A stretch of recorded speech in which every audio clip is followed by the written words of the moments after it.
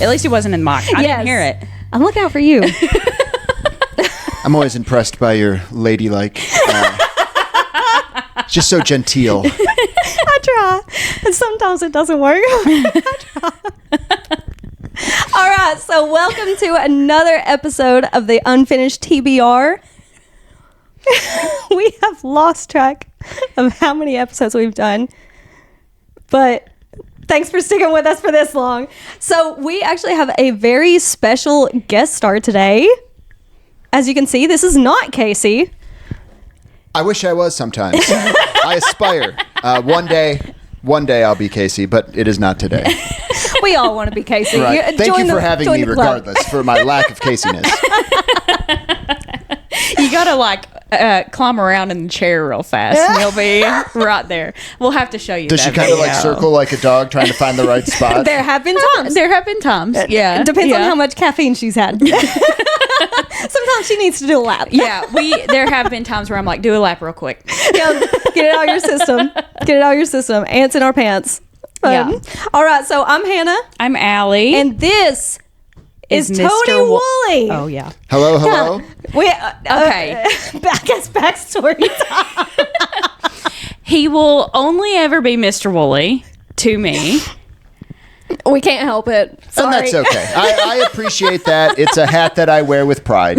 So I am an adult and you are adults. Yes. But I am burned in your memory as Mr. Wooley. So that's... As an actual adult. Right. As an actual adult. Yeah. Right. Which we discovered off camera that I was their Mr. Wooley when I was the age that they are now. Which is crazy. Insane. I know it. Because I'm just a tiny so little old baby. then. No, I was listen, so old. you had your life together, Right. and I had Right. nothing together. Like, I feel like I'm just flying by the seat of my pants constantly. Right. So what is the expression that the greatest trick the devil ever played was proving or to convincing the world he didn't exist? That's the greatest trick an adult could do. Like, you guys fully thought I had my life together. 100%. I have no idea what's going on. Right now, so many years later, I have no idea. Oh, no. Completely flying by the seat of my pants right now. Oh, no. So there's nothing to look forward to. Well, the only thing you have to look forward to is always knowing that you have no idea what's coming. Right. So it keeps you on your toes. Yes. I have discovered that in the 10 years since we've been in your class. Yes. So he used to be our drama teacher back in high school. Mm-hmm. Forensics coach, Yes. if you will. Director. Yeah. What And all now plays did friends. we? Sounding Yeah, board. thank you. See, that's I honor that title the most. Just so Yes. you know. Aw. What shows did we do together? I know you were in Lunatics Angel at and Gino. Large. Oh, you were okay. Lunatics at Large, yeah. Lunatics at Large was that was after Angel and Gino. Yes. Right. Okay. Yes. Right. Angel and Gino was our junior year. Yes. And then Lunatics at Large was our senior year. Yes. Okay. Yeah. Not to mention all the little snippets that we did. And actually, fun fact, circle back around, whenever we talked about doing the podcast, talking about doing like how we say hello, welcome, or whatever, you brought Yes. up doing hello, my loves, my doves, my beautiful ones, which is from Angel and Gino. That is the only thing that came to mind because they were like, we got to do something like Signature. And I was like, I'm just bumming off of somebody else a play that Right. we did 11 years ago. I have no original thoughts. Oh, man. It was such a long time ago. But it, I the mean, same everybody time. says it, that it doesn't seem like it's been 11 years, but, you know, I don't know. It was in our old cafeteria. We didn't even Yes. get like the actual cafeteria. Right. Yeah, we couldn't even, the school wouldn't even let us use the actual cafeteria. We had to use like basically what got turned into a storage room. Right. Well, and it was interactive, and so that was the first Yes. interactive play that I had ever done. Right. And it was the first actual school play that you had done, right? Or had you done one previous? It was the first school play that I knew of. So to give the full story, we went. I was intermediate theater teacher for 2 years at the school. So I actually got hired on as an English teacher. Right. And thank God I only had to teach theater or English for 1 year because my master plan was to get hired into a school, make sure the theater teacher got pregnant and left. So that way I could get the job. Were you planning it since day one? I know where your mind went with that. This is a family podcast, I'm to understand. My word. I looked over. She had a face made, and I just knew. Yep. No, that I don't blame you because you never know, like what kind of theater environment that you're going to get into with a school. Because our school in particular didn't really put much money into it, and so right. Well, that and even schools that do put a lot of money into it, you might only have one theater teacher. But how many English teachers do you have? They're all over the place. All over. And so I needed a job because rent and food and all that exciting stuff. Adult things. Right. I'm still not sure how we were able to do that play the way we did it. There was some questionable moments in there, but we had a great time. So yes, there was. It was fun. Yeah. And I loved the fact that it was interactive. And it really kept all of us on our toes. Yeah. Because we didn't know what we were going to... We had to be in character all the time. Right. Which was interesting. I just remember always hearing, guys, you're not going to like Director Wooley. And Director Wooley is about to come out. Yep. And I was like, I'm going to hang out backstage, actually. So... That's how much you didn't like Director Wooley. You just wanted to be backstage. Actually, you know what? That is a trend that continues. Still, Director Wooley is very not well thought of. People like Dr. Wooley. That's okay. But Director Wooley, he's angry. Yeah. But that's how things have to get done. Oh, yeah. So, you know. Oh, yeah. So the main reason that we pulled you onto this podcast is because you wrote a book. Yes, I did. You wrote a book back in 2012. It's called Sellout by Tony Wooley. Oh, I just noticed the little blurb up here. Look at that. From good old Ohio. Yep, Northeast Ohio. It's where the book takes place as well. Yes. Actually, didn't you go to school where John went to school at? Or am I wrong? Went to college at? Yes. Or, I'm sorry. So I went to college in the town that they are taking place in. So Akron, Yes. Ohio. Yes. I grew up outside of Akron and Cleveland, and the way it was with our triangle, Cleveland was a little bit farther away. Akron was a little bit closer. Akron was nothing. For someone who grew up in Ohio, it was Cleveland, Columbus, Cincinnati. Those were the three big cities. And then there are a bunch of other towns that are pretty big, but they're not those three. Right. And so somebody coming to Tennessee, I kind of had that in my head that it was going to be Knoxville, Nashville, Memphis. Right. And Nashville's pretty big. Knoxville, where is it? I was kind of expecting this big place because when you drive up to Cincinnati, I don't know if you've ever gone up 75. Yes. You turn that corner and it's this huge there. thing. Yeah. Cincinnati's my favorite city. Ever. Ever? I love wow. Cincinnati. I would love to move up there. And actually, the housing prices are really good. It's still too cold for me. Like that, I do not dislike Cleveland. There's a lot of really, really great stuff about Cleveland, like the town. And I am a Cleveland supporter. But it's just from right now till March, it's going to be overcast and snowy. And it's just... Well, it's such a bummer. Aaron proposed actually in Cincinnati. Yes, he did. And, here I was wearing a sundress. He didn't tell me we were going to Cincinnati. So I didn't, he told me on the way there. Obviously, I kind of would have got an idea.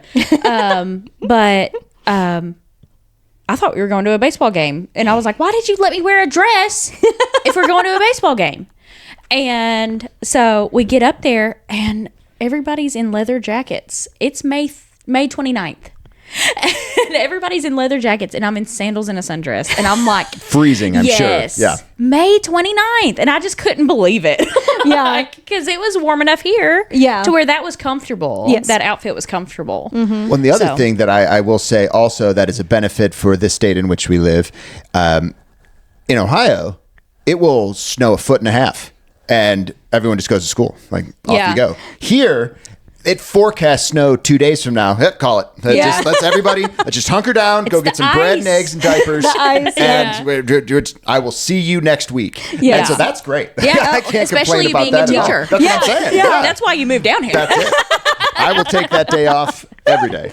Well, remember this past winter, we ended up getting like 8-9 week. inches. Yeah. I was stuck on top of our hill for a week. I couldn't get out. No, and there was no way I was getting out. I was on maternity leave, and I was like, thank God, because I'm not leaving. Right. So, absolutely not. Oh, yeah. That's a good excuse to just cuddle up with your little one. Yes. Yes. Well, so bringing that back around. Yeah, Yes, John hangs out in Akron. Yes. So a lot of the time that I spent playing in bands, Yes. I played in Akron because that town was a little bit more accepting for the style of music that we were playing and a little bit easier to get into than the Cleveland scene, because Cleveland was pretty big. Right. And as much as I loved playing and I pretended like I was going to be a famous rock star, we really weren't, and so Akron was about a half an hour away. There were plenty of bars, and it was a college town, and so that's where we played. That's so smart. That is smart. Very smart. Yeah. Any college town is gonna be your scene. Yeah. So I do have a question.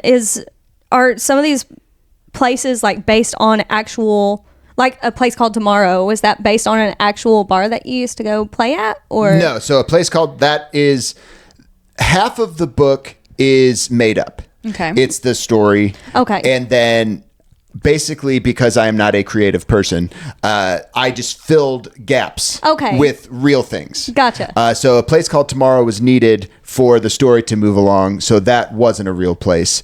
Same with the cafe. I believe, there was a, I don't remember. I should have reread this book. It's been a minute since I wrote it. It has been 12 years since you wrote it. Yeah. But no, a place called Tomorrow, that was fictitious. Okay. And so I don't know if you were going to end up asking, but I might as well just tell you this here. The book started not as a book. Mm-hmm. Okay. It started as a musical. That is so funny because he ends up writing a musical. Yeah. I was wondering. I was like, why didn't you throw your hand into writing plays? So now I know. There you go. Yeah. So in my head, the place called Tomorrow would have been one of the major scenes, and a lot of the things would be taking place there. Right. And so I came up with this story in high school, and I had this wonderful romantic idea that I was going to write this musical, and the girl who I loved would fall in love with me because I wrote this musical. And it worked up until the time that it didn't. So, and so as I was working on it, I didn't really have a good sense of narrative and of how I was going to get the story out and even what the story needed to be.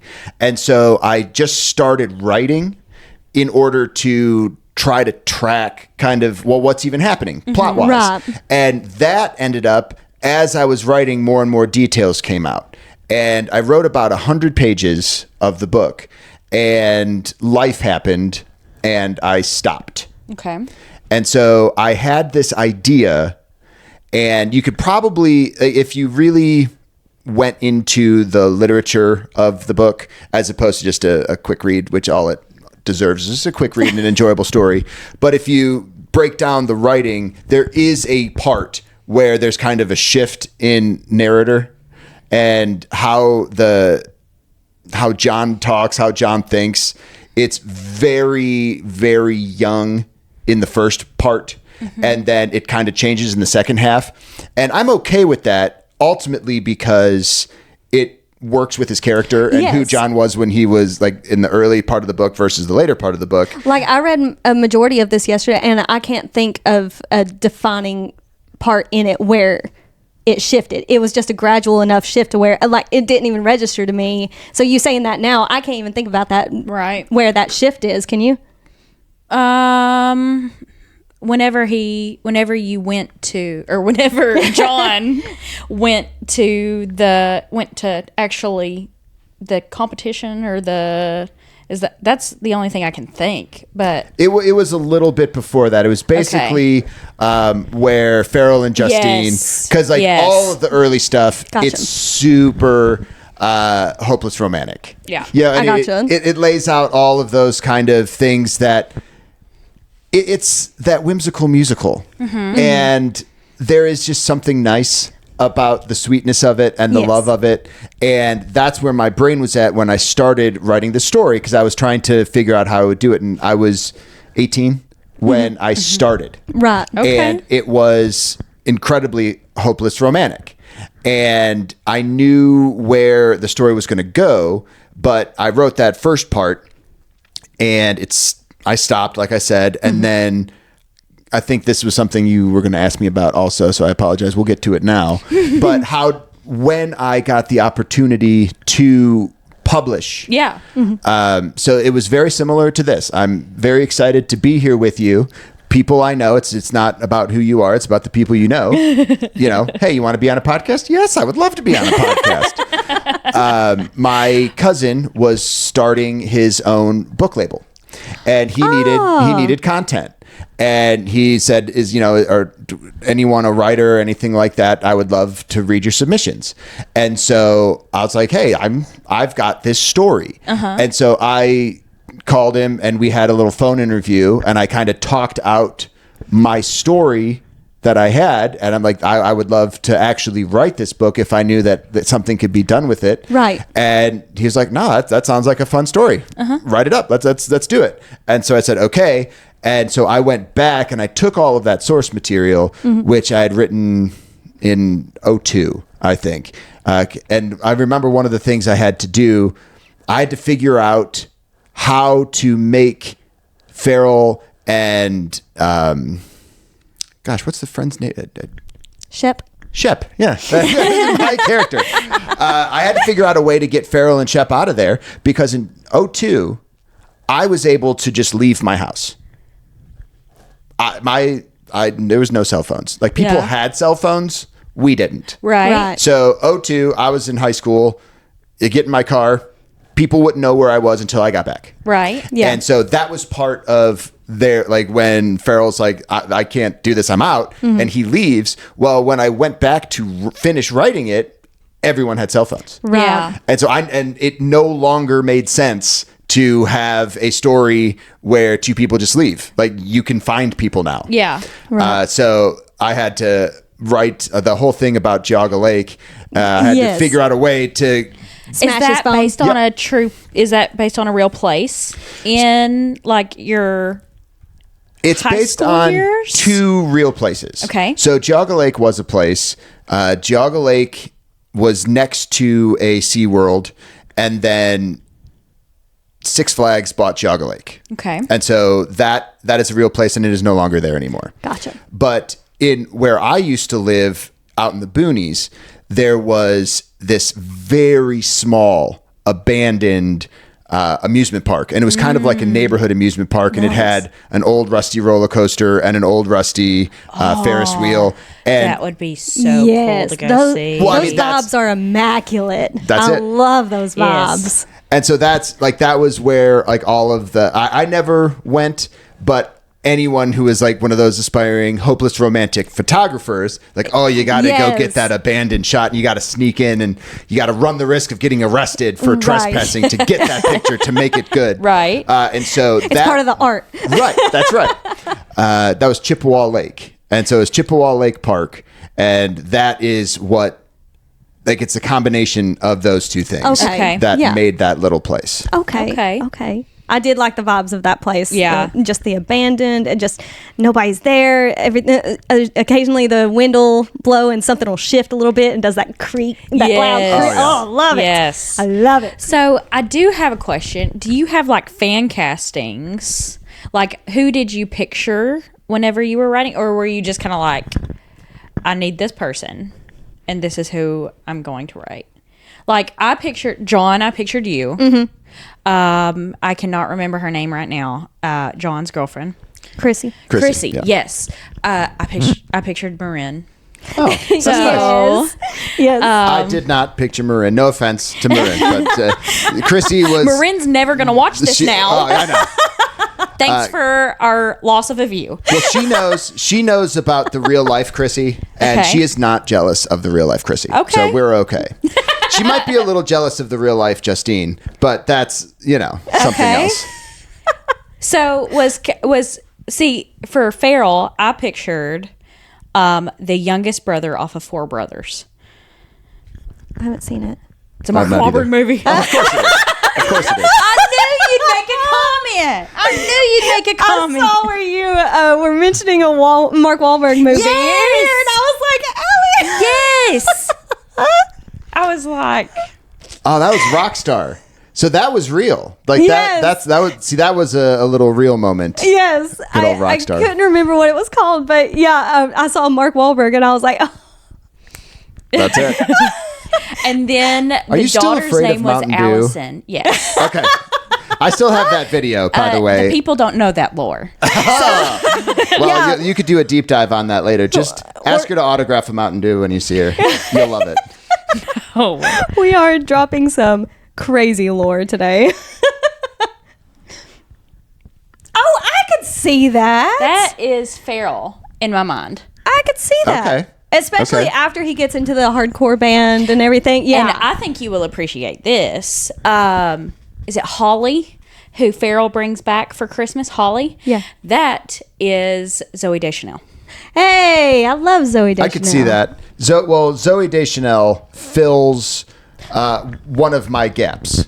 So Marin is a very tall, very beautiful blonde woman. Yes, he is. Just marvelous. And that large fan of that. Yeah. But I also have a soft So much spot. so that you would marry her. Well, right. I also have a soft spot in my heart for very short, dark-haired, dark-skinned, blue-eyed women. Yes. Like, Zooey Deschanel. well, like Zooey Deschanel, but also like, what was the Leah from the Bible? Yes. Remember that? Yes. So the speech you No, did. we Yes. actually. I'm telling you, Leah was hotter than Rachel, and that is a fact. No, we actually got into a little fake argument in high school, and you probably won't remember this, but we were talking about I cannot remember the name. I know it starts with an H, but Zooey Deschanel and Mark Wahlberg are main characters in the movie. And The I was Happening. like, The Happening. The movie's yes. terrible. It was so bad. It was so bad. Sorry. I just But- watched that recently. But Mark Wahlberg was in it, so Of course. High School Alley was like, it's so good. High School Alley wanted to watch a guy breathe through his nose. Oh, every Mark Wahlberg movie ever. I've got a lot of jabs for a guy who is a theater teacher in a rural part of the country versus a multimillionaire. So, I also have a beef with LeBron James. We could start that at some point too. God. So anyway, anywho, I was like, oh, Zooey Deschanel is so lucky. She got to be with Mark Wahlberg. And you were like, no. Mark Wahlberg's the lucky That's one. right. So That's whenever you were describing Holly in the book, I was like, oh my God, it's Zooey Deschanel. So yes. I didn't know if you Yes, had any people that you pictured or if it was just kind of like, I need this person. This is how they look. And it was just kind of like a dream face. Sure. Yeah. So I did not actually picture anyone's faces. Really? Oh, yeah. Okay. This is going to sound strange, but I have vision, but it is not a literal vision. Okay. It's a feel vision. And so even how I direct now, I'll go into things not knowing what it is supposed to look like. Okay. I go into it knowing what it's supposed to feel like. yes. Yes. And I get so that. that's, so when It's kind of like how people, like Aaron, I've always asked him, I'm like, what does the voice inside your head sound like? And he goes, what are you talking about? That's a solid question, though. Yeah, it is. Yeah, right. So it's supposed to be like a psychological Yeah. thing. Like, what does the voice in my head sound like? And for him to brush it off like that, he's what like, is this? he's like, I don't hear anything. And I'm like, well, no, of course you don't hear anything, but like your thoughts. Yes. And so I've heard that there's different ways that people aren't like whenever I'm daydreaming, I'm literally seeing things. Sure. Whenever I'm reading a book, I'm literally seeing things. It's a movie. It gets to the point where I'm like, I don't think I actually know how to read. I think that I just know sight words. And I can just, I know that one. It's the equivalent of the people who read books and don't see a movie. It's just words on paper. Like, that makes no sense to me at all. But that if that's the writing kind of process sounds for like you, then is that how you read also? So I was always a very slow reader. I still am a slow reader. I was diagnosed with dyslexia at a young age. Wow. And instead, so I did some reading in school, but my mom is an English teacher, and she had an elementary friend who she said, hey, he's dyslexic. What can I do to help? And she said, well, you got to read with him. And so my mom used to sit me on her lap, and we'd sit with books, and she used to put my finger on the word, and we'd have to say it together. So I would get used to like associating the word, and so I was able to comprehend, but to this day, I can't read quickly. Okay. And so I do much better with audiobooks, and I could consume an audiobook just and I gain a lot of awareness, and I'm able to be doing other things. right. But even still, I don't picture people. Like, it's not like a movie in my head. Okay. It's weird. Dream faces, dream places, a little bit of a fog on everything. Yeah. I gotcha. Yep. Yeah. I gotcha. And which is okay for me. And the way I see it, like, I'm okay with however you see these characters. Like, that's great. And that's a fun thing about interpretation. And for me also, I am very big on theater. And so, like, my favorite books are the books that read more like plays. So if you think of Mice and Men, the book of Mice and Men is almost identical. Is that one of your favorite books? Or do you hate that book? No, you introduced her to. Oh, that's me. Yeah. See, there You you go. introduced her to for about 3 years. I would just have to mention George. I'd cry. Oh, like George. a baby. It's so beautiful. It is. If I have to go, that's how I want to go. That is your fault. Yeah. Yes. Okay, that's fair. But anyway, so yeah, we've actually talked about that on the podcast before. Is that we all have such different interpretations. We've done 2 of characters. book clubs Yes. now, and one of our things is we go through fan castings. We haven't had the same person No, Sure. it's crazy. throughout either of those books. We've never hit one person that we were like, no, yeah, this is who I see. So we talked a little bit about the writing you got process. published. Yes, how it got published. So you wanted to make this a musical, right? Yes. You Yeah. started in high school. Yeah. Okay. So making it a musical, were you just one day you were like, I want to write a musical and now I need to build a story? Or did you have a story and you're like, I'm going to make a musical out of this? The answer is yes. Okay. So Which came first, the chicken or the egg? that's exactly right. Gotcha. So I would love for you to be able to meet little hopeless romantic Tony. Okay. Because I think we would have been very fast friends because I was a hopeless romantic for too. sure.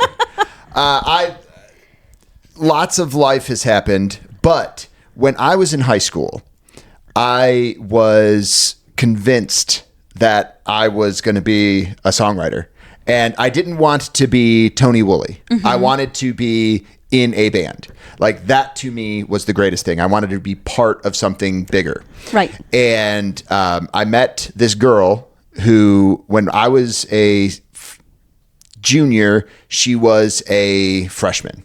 Okay. And so I was in show choir, and she got cast in the show choir, and that's how I met her. And this one day, she was going to do a solo for some like teacher thing. And so at the show choir practice, we all took a break, and she went with the choir teacher and started to practice her song. And I remember talking to my friends and just hearing this voice, and I fell in love with her in that moment. You reference that. Yeah. Yeah. You referenced that in the People's House. Yep. That was how two of the characters met. That's right. That is cool. How about that? That is cool. I love that. So I mean, she is to this day a very beautiful human, but I had seen her before, and yeah, she was cute. That was fine. But I heard her sing, and I was like, I need to write music for her. Okay. Like I've never felt like that before, where I wanted to take what I do to make somebody else better, and I knew that she would make me better because like I could write it, but I didn't have a voice. As far as art is concerned, my singing voice is my very least favorite attribute. I hate my singing voice. I kind of sound like Mark Hoppus from Blink-182. I literally said, you let us listen to, this is a burned in memory in my brain. You let us listen to a CD of yours, and I said, it gives a little Blink-182 vibes. And you said, no, it doesn't. I'm old enough and mature enough to know that, yeah, it totally does. Dang it. I wish I could remember this. Dang it. I was like, it totally gives Blink-182 vibes, Mr. Wooley. What are you talking about? You were like, no, it doesn't. No, it doesn't. I was like, okay. I have to re-listen all now. I know is all the small things, okay? That's right. So I immediately just started doing everything I could to be in this girl's vicinity and to play music that she would then sing. And are you familiar with On My Own from Les Miserables? Yeah. I learned how to play that on guitar, and she would sing it. And I mean, it was unbelievable. Oh my that gosh. a 16-year-old had the voice that she had, and I liked fingerstyle picking and playing pretty music, and she just had this incredible voice. And so we started to do all this, and I wrote a song that was kind of based off of so I was also learning because I was in high school, and so you pretty much just rip off what you're listening to try to figure out your own style. And I wrote this song that was very much like On My Own. And it had a lot of different chord changes and all kinds of different movements. It had a key change. It had all this big, beautiful stuff. Nobody liked it. Everyone was super bored with it. And then I wrote this other song literally in about 5 minutes. And because I'm one of those guitar players who will sit and just kind of Pick around. And I made this progression. It was very easy. Isla's here. Yeah. Ooh, Isla's here. Well, we can pause. Let's see Isla. Yeah. Brief pause. We're going to remember where you're at. You made a Commercial little break. riff. We're taking a break for ads. Is your main goal still to end up in Oklahoma? Ideally, I would love to live in a mansion in Oklahoma. Okay. would be I don't fantastic. know Why how Oklahoma? Well, thank you for asking. When I was young and impressionable, there were 2 movies. And I feel that I will not get a chance to be chased by a T-Rex anytime soon. Okay. So, Probably not. If not Jurassic Park, then Twister. And I would love to be there for Glenn Powell. So, hey. see, all right, That's the new there's another Twister. one. Glenn Powell. Glenn Powell is the new Mark Wahlberg, just so you know. I don't get it. I don't get like, it. He's fine. He's fine. Yeah, Right. yeah. But it's just not He's like, funny. He's too Is he? perfect looking. Is he? Or does he just follow a script? Hey, go be handsome. Okay. Now, this is the 3rd celebrity that I feel that I've bashed on this podcast, and I would just like to apologize to all of Hollywood. I don't just know where me. it just happens. Put a microphone, and people have opinions all of a sudden. Because and it's just Mark terrible. Wahlberg. Now it's Glenn Powell. Yeah. It was LeBron James for a LeBron second. James. It'll always be LeBron James. But my issue with LeBron James is we are literally 6 months apart, Okay. like in age. And he is a billionaire, and I am a thousandaire. And there's just a large, and we're from the, so I went to the University of Akron, getting us back to there, and he was at St. Vincent St. Mary's when I was at Akron. Okay. So he was a junior in high school my first year of college. Okay. Like, in the same town. And so I worked at the Olive Garden, and like he does not know who I am, Yeah. mind you. But I met him a couple times because Yeah. like I was a host at Olive Garden, and so everyone had to come through me, and he and his entourage in high school would come in and be there like, oh, That that's is LeBron wild. James. That is Yeah. wild. That is wild. And now he's, international and super famous, and like everybody loves him, and I'm this guy. But we wouldn't have you any other way. yeah. right. I had Right? to take my You are talents to famous in a Knoxville. different- So he took his talents to South Beach. Yeah. Yeah. Yeah. You are a different type of famous. That's right. Oh, yeah. You know, Yeah, for sure. you're literally 10 years later. We just went to our 10-year reunion. Yes. Oh my goodness. And Yeah.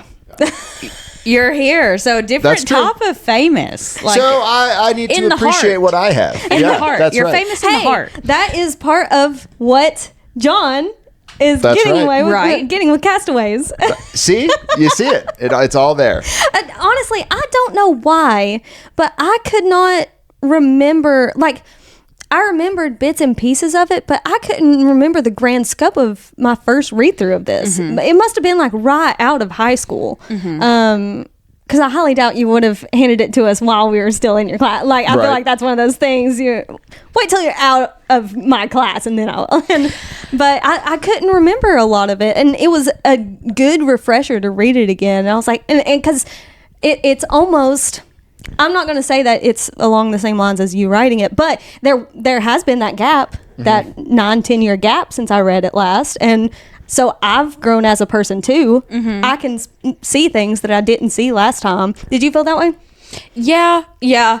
It's almost like the book has grown with me because Yeah. it was like I'd focused on different things. Yes. So Yes. which I'm sure you had that experience writing it, Right. Yes. Because you started in high school and Yeah. then 26, I'm guessing, because it was around the same year that that was published. Which leads me to my next question: with publishing, like, was it you wrote the book, sent it to your cousin? And I'm sure that, with a startup publisher, it's a little different.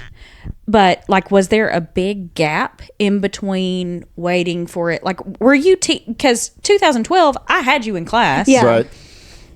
Right. So were you just, and I know you hid a lot of stuff from us. Because a lot of stuff. Understandable. you said you were never going to get married. Turns out you were engaged. Yeah. One of your classmates, I did used to tell my house had dirt floors, and I do believe she kind of thought that.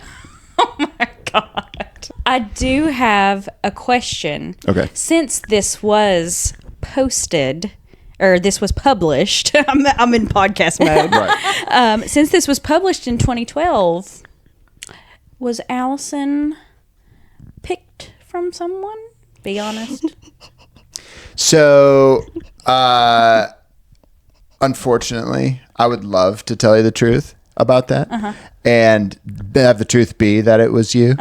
But Allison and Mackenzie are two names from my high school days, and so I'll pretend. Yeah, Always. you can always pretend, and you can I'll always pretend do it. always. No, so they're. But I was just your favorite. That's right. Well, you are my favorite, Allison, especially compared to that one from high school. But she was a senior when I was a sophomore. She was just this girl that was way out of my league, just absolutely ridiculously out of my league. But I was the only kid who knew how to play bass and had his own bass. And so these three boys were in a band, and they needed me kind of by proxy. Like, they weren't my friends or anything at the time, but they knew me, and they're like, oh, hey, we need a bass player, come be in this band. And there were these two girls who were groupies of the band, and Allison and Mackenzie were their names. Gotcha. And so Allison comes from that. Okay. Gotcha. But yeah, it was Gotcha. totally you. That's Okay. why. Yeah. Good. I like that. So, I've talked about on here that I was taking your class drama 2, and that is like looking into metaphors. Sure. And I remember reading this the first time. I went up to you and you were like, "Oh, what'd you think about it?" I was like, "Well, there was like a time in the book where everything just kind of like flew by. There was like no details about it or anything." And you were like, oh, well, that's because everything in his life was so mundane that he didn't really look at the details. Every day was like, it was whenever Chrissy was still in the house. He went to New York. Yeah. And it was like, all of a sudden 3 months passed by and you're like, well, and you were like, yeah, it's because that was how his life was going. It was just every day. So his life was going faster. It wasn't as important. So is there anything else kind of in there that you can remember where it had a deeper meaning than just storytelling? Like, I kind of figured with the bar changing, the cafe changing, like completely redirecting. It was almost like it was John and Farrell's lives, a physical representation of their lives being completely flipped around. Is there like kind of anything else in there that maybe we might have missed, or like how did you come up with those ideas? Maybe. So, that's a really great question, and I look forward to digging into it a little bit deeper, genuinely, because I feel that what I told you before about how just like, yeah, it's mundane. I truly feel like I was 18 yesterday. And so it's stuff that my dad used to say. And it's just kind of like, Dad, you're an old guy. Quit saying stupid stuff like that. But you don't realize the connections until you have walked it. And I have just millions and millions of really great stories in my life, but these stories from high school, I might not even think about until we start asking about them. And so just, I was there, and then blink, and then I'm here. And all kinds of life that didn't pertain to it. That really is the truth as far as that is concerned. But in terms of the book and what was happening, so you got to remember also, I was writing it in terms of plot points and songs. And so what would happen in a musical? And there are just big time skips that just boom, happen, boom, happen. And so I kind of had these sort of points that I needed the characters to get to. And as I was writing, if something would come up, or if logically it no longer made sense. So one of the best things that happened to me as a writer that I actually added in after my first draft was sent in, I deleted a whole chapter and put in a whole new chapter. So in Cleveland, my parents are Playhouse Square season ticket holders. That's where they do the traveling Broadway musicals. And there is this old gentleman who used to live in New York and used to produce and everything. He's retired now, but he works for Playhouse Square. And before the Sunday or Saturday show, he does a talkback. And so anyone who has tickets could come and listen to him speak about the show. And he gives kind of background details about the show before you go and see it. Well, I believe the show I saw was Next to Normal. And one of the things that he was talking about, which is this is more common now, and this is exactly what a lot of Broadway shows these days are doing. They find people who are aspiring, or they'll like pick 4 or 5 different authors, and they will bring them in. They will workshop small pieces of a musical, and then they'll pick one, and then they'll do a full version of it. And it takes like maybe 3-4 years of adaptation getting people to be there. And so one of the issues I had with the book was, as far as a super hopeless romantic view of it, is of course you would just like immediately write a musical and then you're done. But that it didn't make a lot of sense in terms of realism. And there's still a lot of like, he kind of dumb luck fell into it, as it were. But the way he was able to go and get his first musical made was too easy. And so I learned about this organization that does that. And so all of a sudden I was able to work that into where, instead of the people who were at the bar listening to him saying, hey, this is great, just come work for us. I like that. Yeah. It was come audition. Yeah. And then he didn't make it. Yes. And so he didn't get to go to the real thing, but then I created like the fictitious smaller one that just like, Right. hey, like we like what they're doing, but this is just something for us. And so that I thought did a better job of a believability to where he could actually like, well, how do I workshop a musical? Right. And so that was probably the one thing that is in there. But again, it was never really about him writing the musical.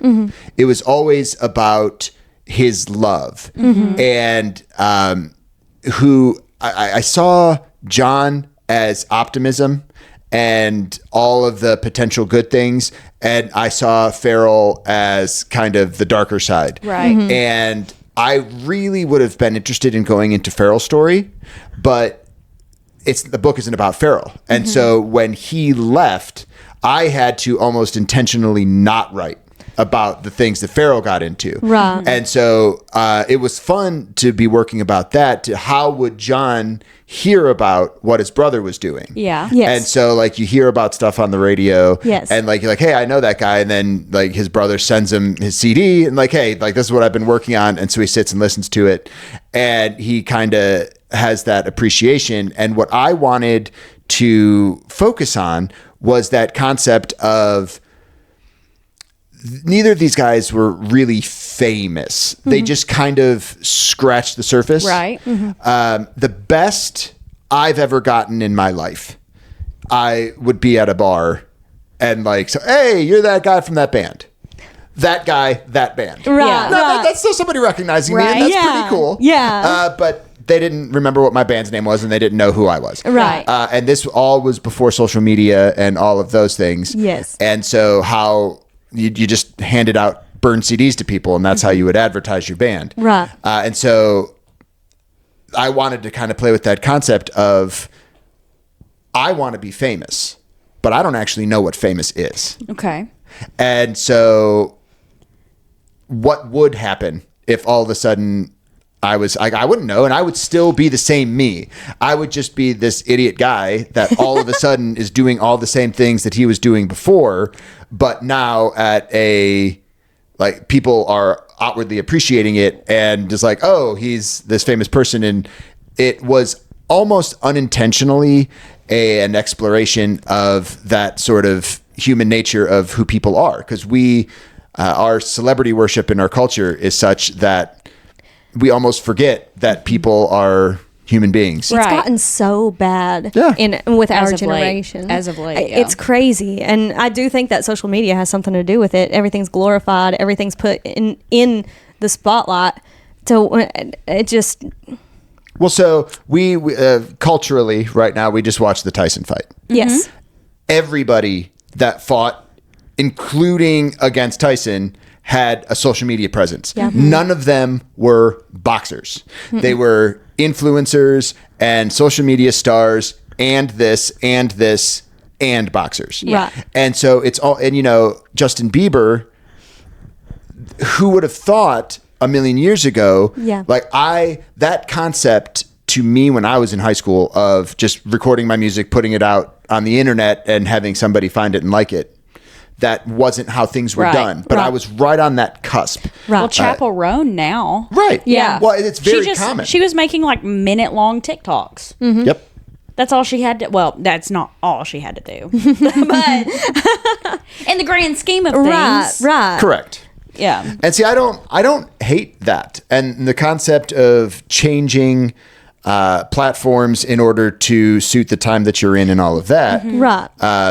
That wasn't where my brain was at. I still had that you made it when you went out on tour, or you made it when you like created this product and then people recognized you. Yes. Yeah. And, John had this, he was just a hopeless romantic without a lot of talent. He was okay. It was simple enough, but like the whole point, like that he didn't even write the song that started Yeah. this whole mess. Yeah. That is what people do. Like, it's just, I don't know, like I need something here. What can I do? And that was almost a connection to my life so there's only one song in the entire show or in the entire book that I actually put the lyrics in. Yes, I saw that. That's the one that she sings to him to get him to write the musical. Correct. Yeah. So that ties all the way back into before we took our break. Okay, so here we are in high school, and I find this girl who is just the most incredible singer in the world. And what I want to do is I want to write music so she can sing it. Yes. And so I was in musicals. I was in the theater department, marching band, show choir. Like the arts were my world in growing up. And so I always wanted to create and produce and do all of that type of stuff. And I had a very good friend at the time who wanted to learn how to play bass. And so I started teaching him bass. And I had another friend who was learning how to play drums.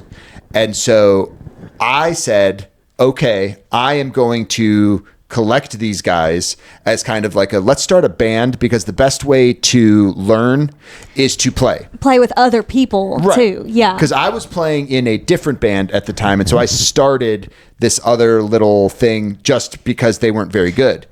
And so I was like, while we're learning, he's like, hey, why don't you come and sing for us? Like we're just fooling around. It's like he's learning drums, he's learning bass. Like, come and sing. You know, me trying to weasel my way more time with this girl. And so she comes and she sings, and so This was the girl who had a boyfriend. oh yeah. Oh yeah. No. Laura keeps going. Oh, I'm Getting deeper into the lore. I learned a lot through that, and for all the pain that I went through, which I deserved because I made bad choices, I do believe it helps me with who I am as an adult now and like connecting with my young people, because I was a stupid, hopeless romantic, and there were people who were like, no, Wooly, you're an idiot. And you know what? I was. But like in the moment, right. Weren't we all? We thought we had it figured out at the time, though. Exactly. But telling me that I'm an idiot doesn't help me through it. Right. Helping me see that, like, hey, what you are going through right now is real. 20 years from now, it's not going to matter. But just because it doesn't matter 20 years from now, doesn't mean it doesn't matter now. Right. And that's a journey that I had to go through. So that's a whole other thing. Well, so I start writing these songs. And like I said, I worked just forever on this song that sounded like On My Own. Yes. Nobody cared. And then I wrote this song in about 5 minutes, and I was thinking about the lyrics, and I was like, okay. And so like the concept of writing a musical, obviously it had to be about love, right? Because obviously. And at the time I was a very large fan of Rent. Okay. And it's really interesting actually thinking about Rent, about when I was in high school watching Rent, and like kind of that bohemian and like the beauty and the love, and like you just have to like die for your art. And as an old man now, I'm sitting here, I'm like, God, you guys are idiots. Why are you doing that? But it's so you gotta interesting. let them dream. Gotta keep the dream alive. Right. And so I also, like, if I were to play a character in Rent when I was in high school, I wanted to be Mark. I wanted to be that dark and brooding, like, oh, you don't understand how it's so hard. I've got to write one great song. And I'm a lot more like Mark, but still neither here nor there. So I was kind of thinking like that. And Jonathan Larson had a very rock and roll kind of style to it, and I loved that about Rent's music. Right. And so I wanted to write a musical. And so I wasn't sure what I was doing, but I wrote this slow song. And so I kind of thought about what would happen if I wrote a song that a woman, like, what would I want to hear a woman sing to me? And so that was actually the first song I wrote for the musical. And I let this girl sing it. People loved it. Like, and I was like, why do you love this song? I didn't work hard on this song at all. Like, it took it was done in an afternoon, and like it was done. And this other song that I was like killing myself for, I was like, I don't like that song. But that was our first one. And so I had a little handful of songs that I would play with this kind of ragtag bunch of guys, and this girl would sing. And so we would play these kind of happy punk silly songs that were very 1-4-5 and basic rhythm and basic melodies because that's all they could do. Right.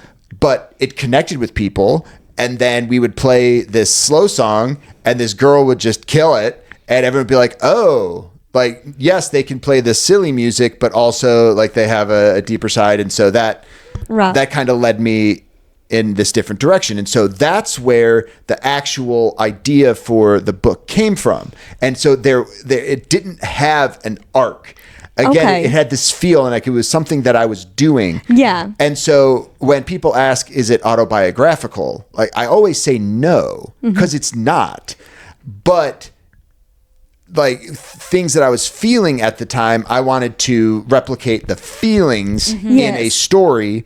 And when I ran out of any creative ideas for the plot, I would just fill in with things that I knew. Right. And so because I knew them, that was part of my life. And like, so there are little things in it. Yeah. But it really, it's not me. I don't see myself as John and I don't see myself as Farrell, but also John has my perspective, right? And so does Farrell, because I'm ultimately not a professional writer. I'm just somebody with the story, and you have to have a perspective, right? And so the perspective is going to be mine, right? And so that's kind of why both John and Farrell are me, but not me. It's pieces of yourself.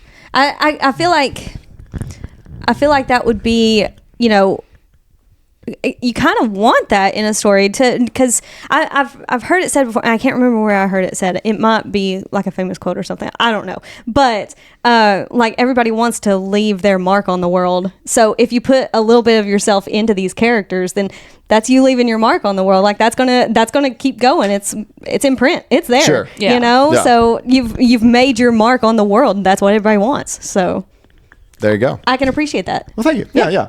Well, so the second thing, so I wrote this ballad, and so I knew that had to be at the end, right? Because like whatever happens in this life, at the end, the girl had to sing the song to the guy, right? And then the next thing I came up with was just that concept of, okay, this is a musical. I think it would be really cool to have two sets of actors where somewhere in Act 2, you would change from the younger people to the older people. And the older people would finish up the play and they would sit in the audience. And then when the curtains opened, it would be the original actors doing the original opening number from the musical that the people just watched. Right. Making it like the final musical that John wrote is this musical that I just watched. Right.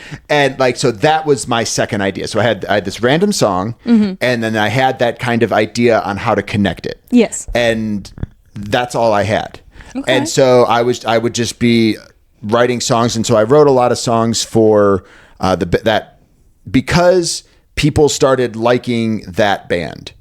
The people in the other band got jealous. And that band broke up, and we ended up taking the drummer from the other band, bringing him over. And so the bass player, who was my best friend growing up, and this girl and me and the drummer from my other band started a new band. We played the 3 or 4 songs that the original band had, but then I started writing more. And whenever the song would be kind of poppy and catchy and in the wheelhouse, and it did end up kind of skewing more Blink-182 because that's what people liked at the time. And that's who I sounded like. And so we could play that style. I could emulate it. I could sing it appropriately. Plus we had this girl who could like add this extra flavor. Yes. So those songs I would be writing, I would put there.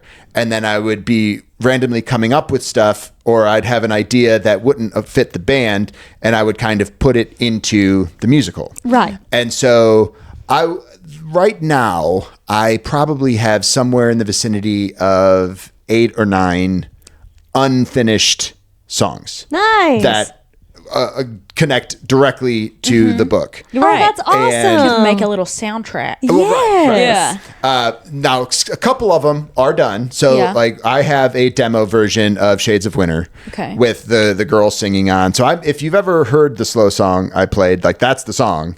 Okay. So, I have a recording of that, and I've got a couple of other recordings. So, like, the song, it's funny because I can't play piano. And the song that John originally plays for Chrissy that she doesn't like, Yeah. I wrote on guitar, and it's essentially all pickup lines. Nice. And it's ridiculous, but it's like a rock and roll song. And then so that song is completed, and then the song that Farrell writes for John to give to Chrissy, I have that song too. Okay. And so I think those are the only three that are. Oh no, Castaways is done. Awesome. So like nice. I have that song, and then I wrote a song called "Stained Glass Window," and it would end up somewhere in Act 2. Okay. It would be.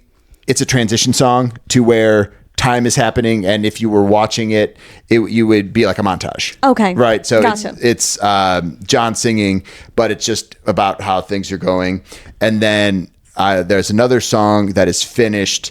That is Farrell's song when he decides to work on In a People House Okay. with Farrell or Yeah. with John. So like that song where he talks himself into doing that. So I guess those are 5 songs Yeah. that are actually written, and then another 4 or 5 that it's a guitar and some lyrics and it fits. But none of them are on piano, which the main character plays. Gotcha. But Gotcha. you know, it's neither here nor there. That's awesome. Yeah. That is So cool. that was going to be one of my questions, was if you actually had some music already demoed for what this musical would have been. Yeah. So that's a yes. That's awesome. That is That is really so cool. I want to hear it now. So I'm currently reading Ballad of Songbird and Snakes, and they have like a soundtrack that goes because they made the movie or whatever. Right.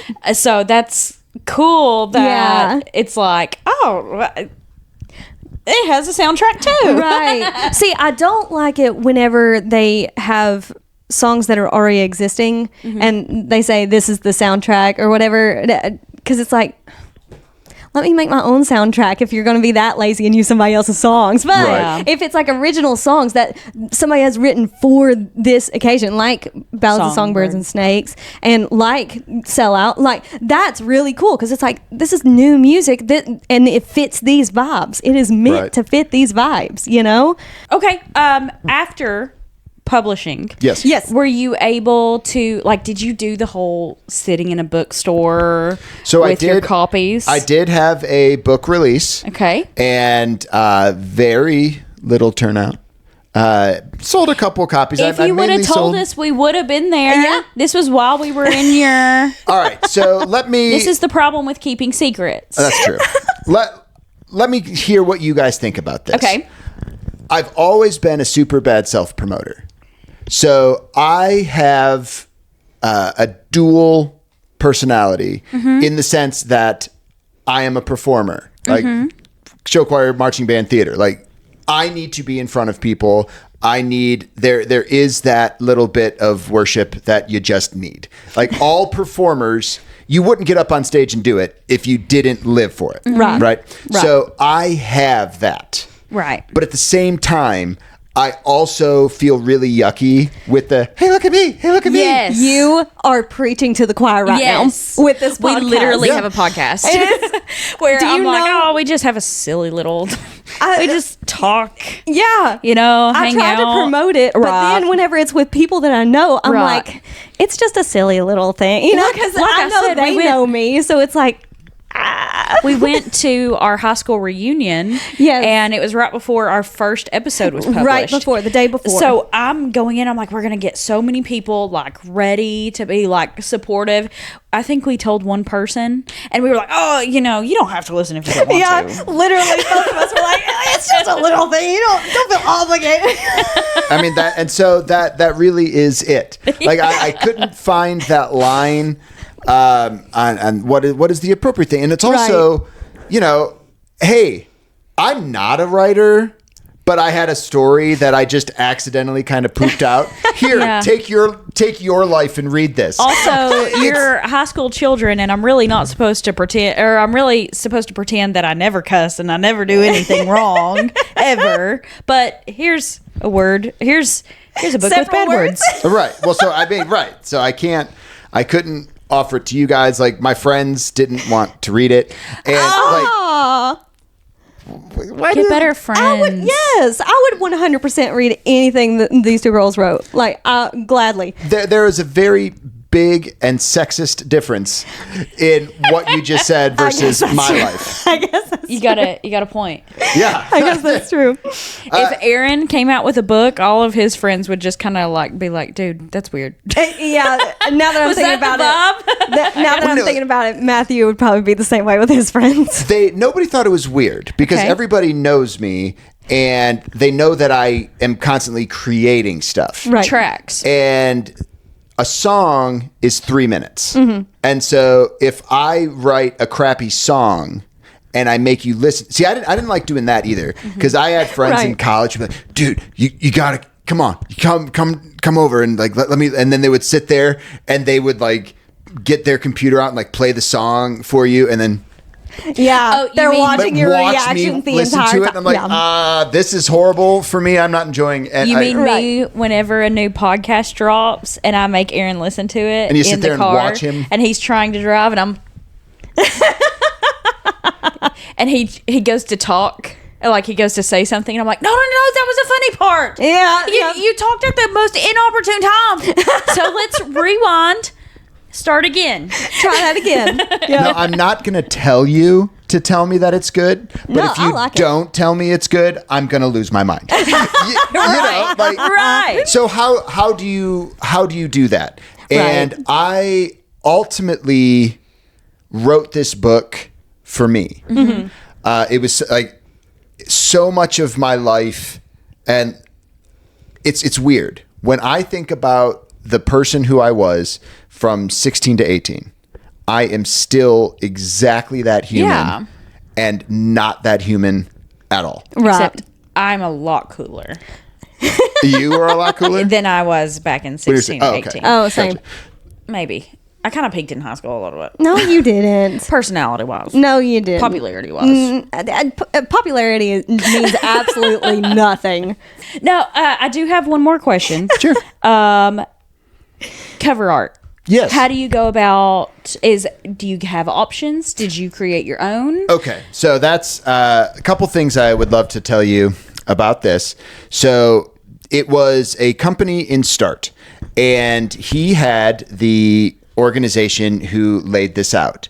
And I don't know if you're familiar with Carl Hyacin or Christopher Moore.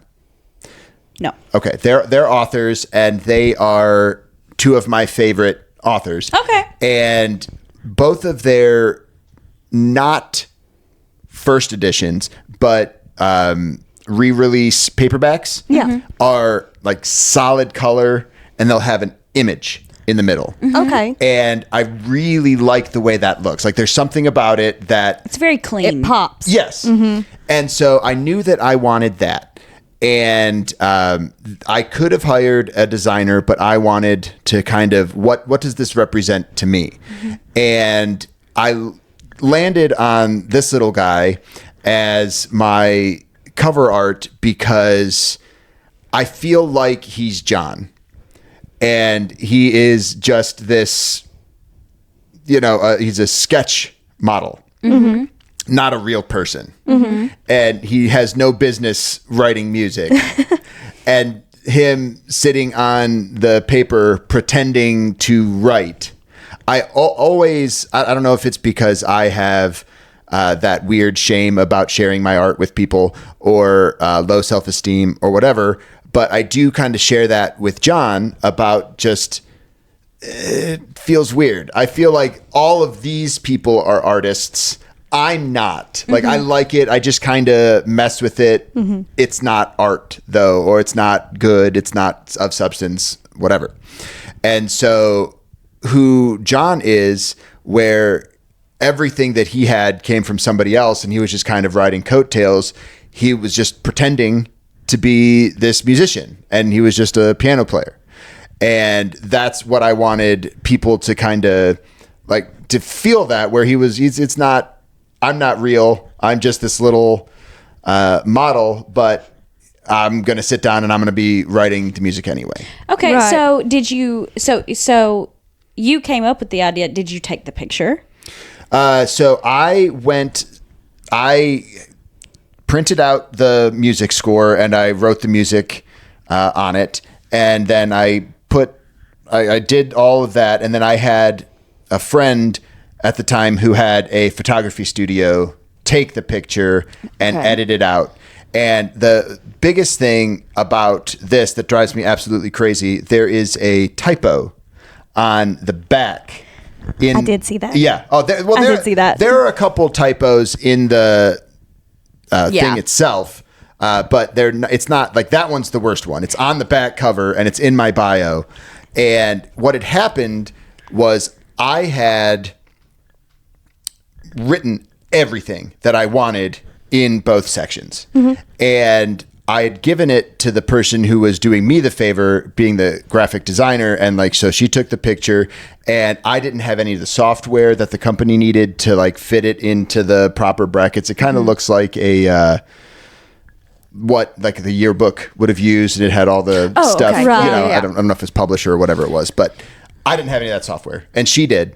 And so I emailed her exactly what I wanted. And in my brain, she copied and pasted it into it. Right. And so the company who was printing the book sent me the proof to sign off on. And so it's on a screen and it's all stretched out and the words are itty bitty. And I'm looking at it and like, I kind of like see a word here or there. Yeah. Okay. That's what that's supposed to be. I see a word, okay, that's that. This looks right. The cover looks right. All right. This looks good. I signed off on it. And I come to find out later that she didn't copy and paste it for whatever reason. She retyped it. And in retyping it, she made a mistake and I'm the one who signed off on it. Okay. And so at the end of the day, it's my fault. And like, I'm aware of that because even after so she put everything together, asked me to check it. I didn't. That's my fault. Lesson learned.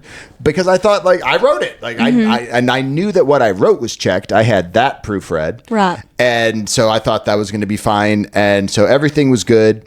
And I get the printed out copies and on the back there's a big honking typo and like, oh, there it is. Great.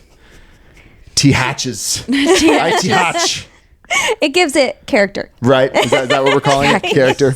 Terrific. Yes. I do have a question then. Is this like one of your songs?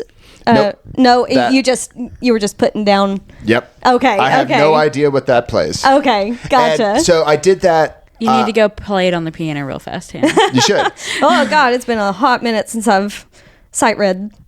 So it fits the time pattern, right? Yes. So I did the measures correctly as far as that is concerned, but I intentionally didn't have any idea what it was playing. Gotcha. To go with that concept of don't really know. He's just putting something down. There's so much thought into that. Yes. Like it just, we've like that talked a lot. about how, I would love to be an author one day, but there's no possible way that I could because I read stuff like this and I'm like, the thought process of, because in my mind, it's just like, okay, well, he went to the fridge, grabbed a Dr. Pepper, and then headed out the door.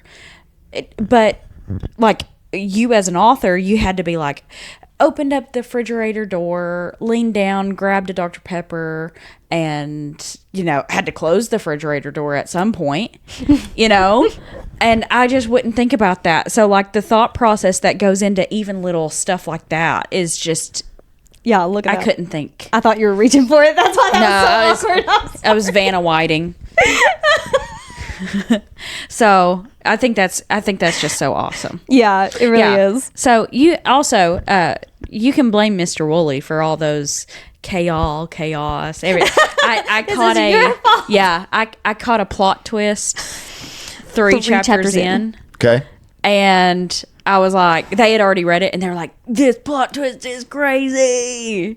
And so I was like, hey guys, I'm starting this book, about 3 chapters in. I think this is the plot twist. Don't tell me if I'm right or not. She was right. I immediately messaged Casey, and I was like, can you believe this? Can you believe this is the man at fault? That and his good buddy Dempster. That's Oh it. yeah, Yeah. old So Dempster. They came up with a plan to get me hated by my friends. That is my master plan always. How much can I get people to hate Ellie? You had to get that one drama teacher pregnant for the master plan. There's That a sounds small plan. really That's what not you said. at all. That's what you That, said. I mean, that is true. Yeah. That's the face I mean, I that was is making. word for word, I suppose, what I said. So, yeah. That's the face. Hannah was talking about a face that I was making. It was because you were like, I had a plan. This teacher had to get pregnant. And I was like, Not by me, by someone. Preferably her husband, which that's how it worked out. So all is well in the world. Yeah. preferably your husband. Right. No, Mr. Wooley has always had this beard. You know, it is the woolly beard, Yes. literally. And he always said that he was never going to have children. I'm like, no, you got to have kids because whenever they come out, they're automatically going to have the beard. Even if it's a girl. How cute would a little newborn baby be with just a woolly beard? Listen, Because it's genetic, let's, obviously. Let's talk about that for a second because I don't think that would be cute at all. I think that would be a what was the gnome's name in House in the Cerulean Sea? I think it would be in that situation. Yeah. What is her name? What is her name? I can't think.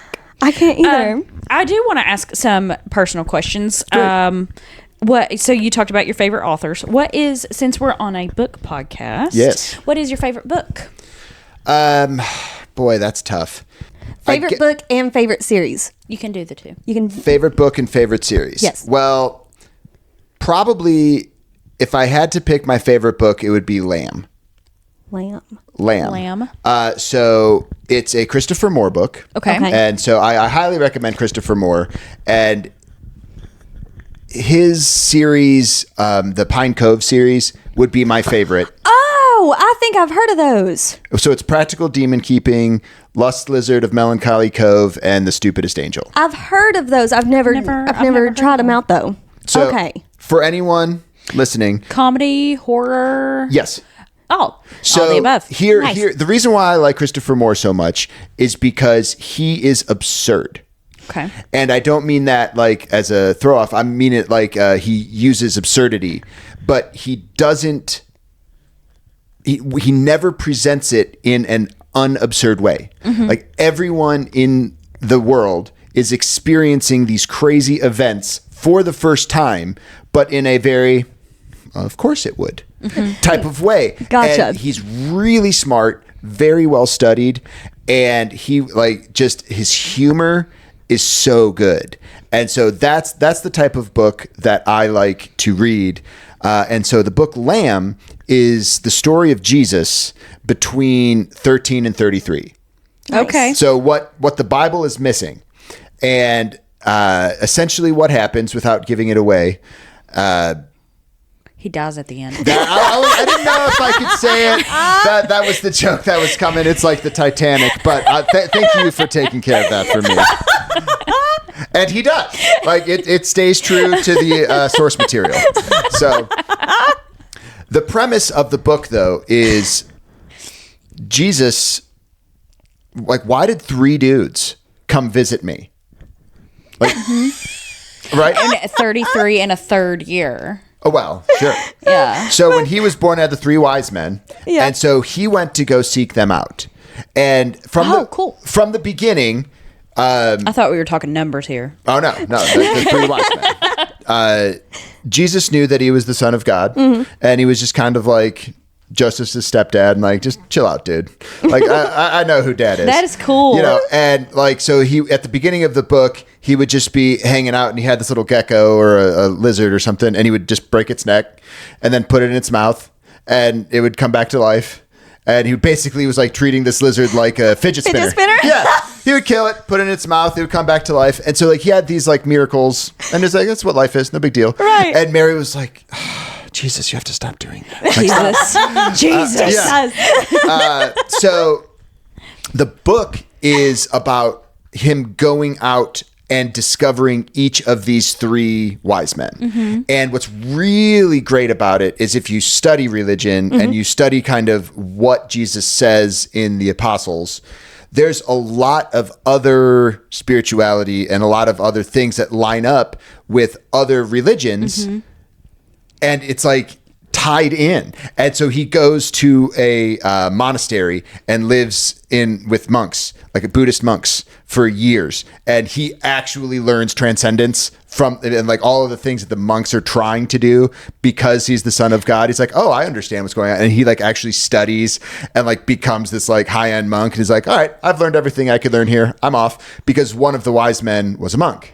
Okay. And so it's really cool. And so that's why I like Christopher Moore, because if you did the research, if you actually dig into what he's talking about, it's all there. And he's very, very well researched and smart, but he presents it in a very tongue-in-cheek, sarcastic, silly sort of way. And like it's such a wonderful adventure to go on. That's probably my favorite book. Okay. That sounds Alrighty. really interesting. I highly recommend it. I'm gonna have to check that would out. And it favorite answers the series? question of what H in Jesus H Christ stands for. Okay, good. Is it Harold? No. That's what I heard. So do you want to know? Sure. Hallowed. Little known fact, Hallowed is my middle name. Hallowed be thy name. Blew your mind. Look at that. So good, right? See, that's Christopher Moore. That is so cool. I know. Hilarious. That is, I love that. Right? I like love that. that's his humor. Like that's how he does stuff. It's really, really smart. So It's is not your a question. favorite I'm series? going to be checking it out. Yeah. So is your favorite series the series that you were speaking of, also from Christopher Moore? Yes. Okay.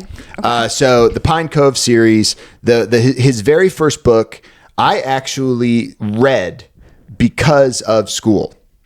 And so I was in the prop closet one day and I was cleaning out a whole bunch of stuff. Our school? Yeah, Okay, your school. cool. And there was this book in there and it was purple and it had this cartoon lizard looking thing in the passenger seat of a convertible with his arm around a guy, and the lizard thing is smoking a cigarette. And the book is called Practical Demon Keeping.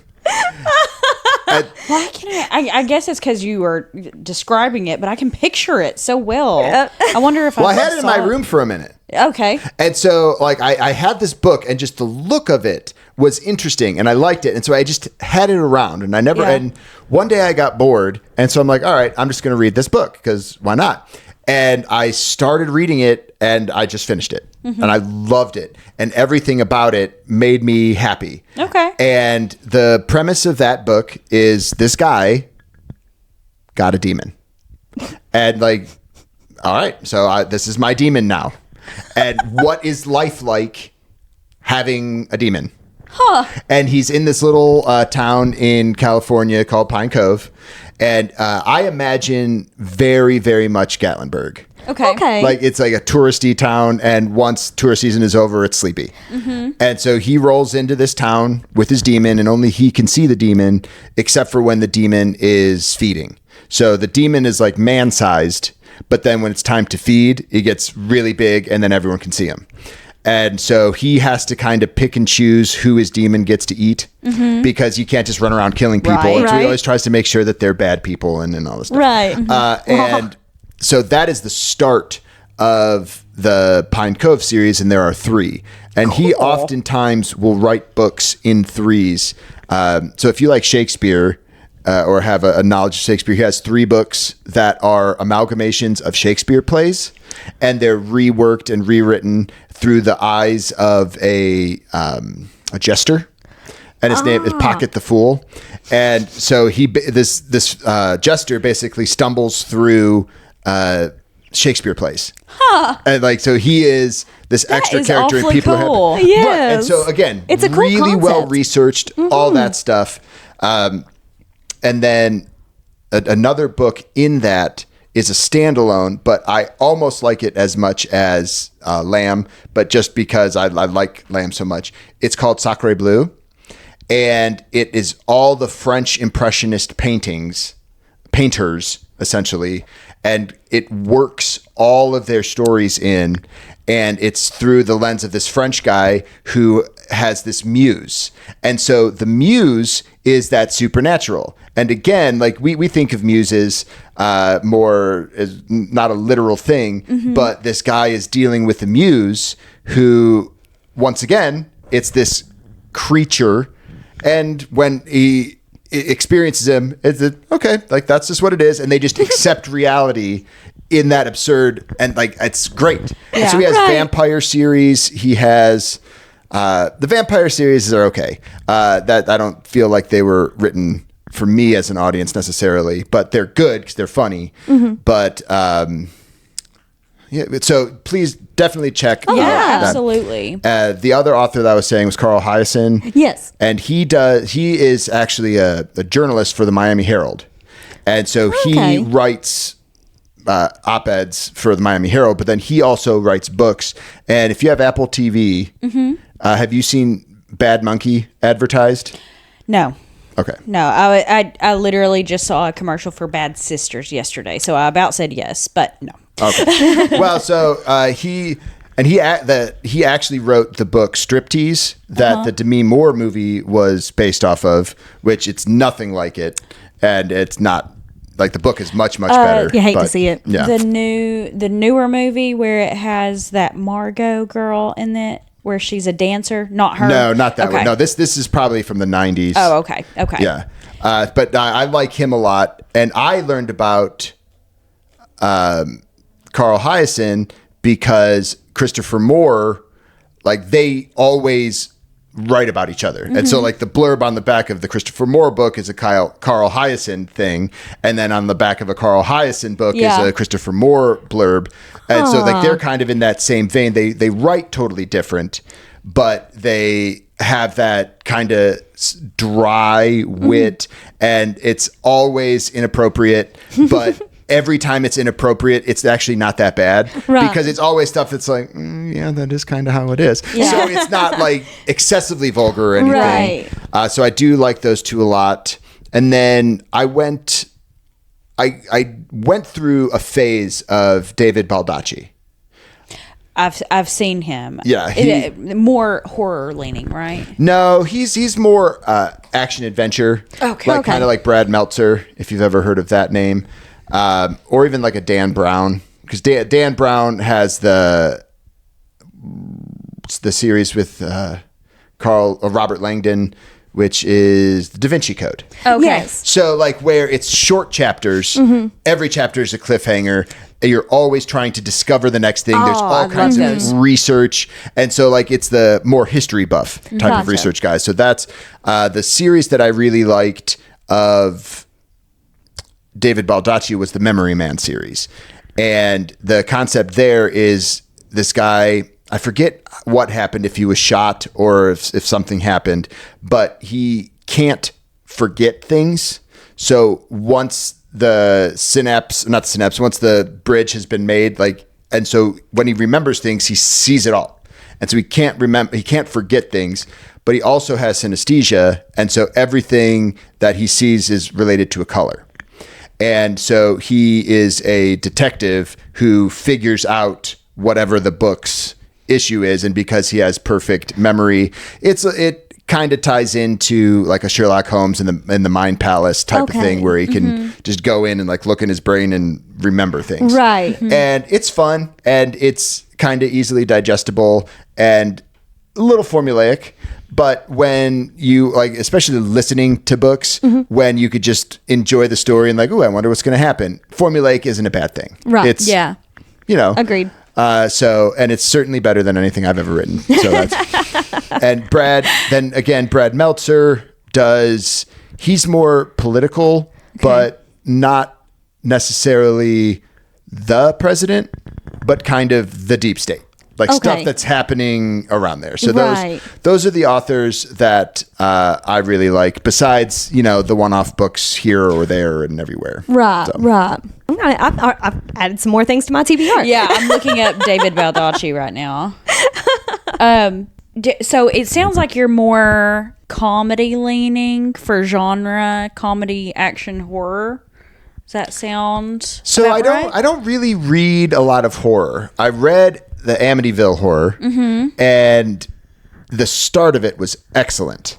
And there was a lot of really cool stuff in it. And then it was just kind of like, this is a slog. I don't care. So reading horror Yes. doesn't do much for me. Gotcha. Yes. Gotcha. Thriller, I have had to learn the hard way. We just had a Halloween episode where I love horror movies. Halloween's like one of my favorite. I love being scared just in general. So I went into the horror section and I see books that are recommended that is like best horror novel and all this and like everything. And turns out a lot of horror novels are just very disturbing. And I Icky want to be feeling. scared. I don't want to feel icky. And so I didn't know if you had found some that was actually scary and not icky, because I was like, sign me up. No, and I don't read that type of stuff. And also, since COVID, I have found this intense passion for physics. Okay. I know, right? So what I would do during COVID, during the lockdown, Marin had to go to work every single day because she was what did they call them at the time? Where they weren't first responders, they were essential workers. Yes. So she was an essential worker and she had to go. And I was a teacher. I had 5 months off. And so she was so mad that I got to be off and she had to go to work. It just happened that it locked in with when I was supposed to be writing my dissertation. Nice. Okay. So when I tell you that was my full-time job, she went to work, I wrote and I read. And like my whole guest bedroom, because I can't do screen reading. I need paper. And so I had my printer and I would just print out all the articles and I'd organize them and highlight them and they were all over my bed. And that's what I did. I wrote my dissertation and it was so consuming that to kind of wind down at the end of the night, I needed something. And I landed on kind of theoretical physics, philosophy, and that world. And so I got really deep into that. And so now a lot of the books that I consume are nonfiction. Gotcha. And so when I read fiction, I don't want to do work. Okay. If I'm going to do work, I want it to be about a topic that I want. you. Yeah. Yeah. Because Yeah. I'm for sure an armchair philosopher. Like I would love to sit and my favorite question to ask people, and then like when you asked me to be on your podcast, I was so excited because I do this thing that I call Tony's podcast, where we don't record it, but you go to church. Right. Without judgment, without any like negativity, want to know what you believe and why you believe it. And more than just, because for the Bible tells me Right. so. Okay, great. That's fine. But why do you believe it? Right, And right. how did you get there? And what do you actually think happens? And so it kind of started me on that route. And I started watching these videos on higher dimensions and what all that means. And so I really enjoy that. And I enjoy the deep discussion and I enjoy like finding out what people think because everything has an answer except for what happens when you die. Right. Because there's only one way to find out. Exactly. And you can't tell anybody Yeah. once you find out. You can't ask the people that know. Right. So I love that. And I want to dig into that type of stuff. I want to research and learn about that. And so if I'm not consuming to gain, I'm wanting to consume to enjoy. Right. And I don't think I'm a pervert, but I am a little bit off color. You know, just like, wait, you get that treat, like, that's funny. You said duty. You know what I mean? Like, it's fun. And I like things of that nature. Crazy. I do have family photos at 3:30 that I have to go get ready for. Yes. So I think this was more about us catching up. Yeah. Than Sure, but actual content. It's a nice definitely 3-hour worth it. podcast Yeah. edited down to 45 minutes. All right. So we've done it again. We've had our first guest on the podcast. What an honor it was also to be the first guest. That's great. I didn't know I was going to be. That's wonderful. We're honored to be your first interview about your book. Thank you. Thank you. Yes. Firsts all around. So Yeah. Only took 12 years. So for all hang in there, guys. One day. it was 12 years in the making, actually. That's also true. yes. Because we had you in class. Yep. Well, you had us in class 12 years ago. So this has all been That makes me 12 want to years in the throw making. up. I know it. Tell me about it. Tell me about it. Oh gosh. Is there anything that you want to plug? Are you in any bands currently that you want to shout out or anything like that? So right now, I am in just a local cover band called Big Gene Poole. Big Gene Poole. Yeah, we Okay. play random places in Knoxville. And so that's fun. You'll have to let us Awesome. know. We Yes, love going. We for love going sure. to concerts. Yes. Yeah. Yes. All right. So check out Big Gene Poole. Big Gene Big Poole. Gene Poole. And Gene as in the name Gene? yeah. Gene. Okay. Okay. I didn't come up with the name. I'm not in love with it, but I'm not saying anything out of turn. We're gonna cut that part. There you go. It's a fantastic band. We Yeah. love No, the the band is great. The Yes. name is The weird. name. That's all. It's a fantastic name. Yeah. I Yes. love the name. Did Yes. you come up with it, Mr. Wooley? Yeah, you did. So check them out. And of course, the Unfinished TBR is on Instagram, Facebook, TikTok. We've got an email. Email us, theunfinishedtbr@gmail.com. Spotify, YouTube. Spotify, YouTube, subscribe. Everything is free still. Everything. There's no reason not to come hang out with us. Yeah, we're looking at you. Yeah. Hey, I'm here. I see it. All right. So we'll see you next time. Alrighty, love you.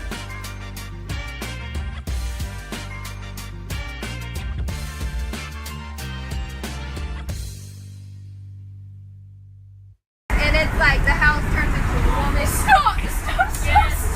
That's not even funny.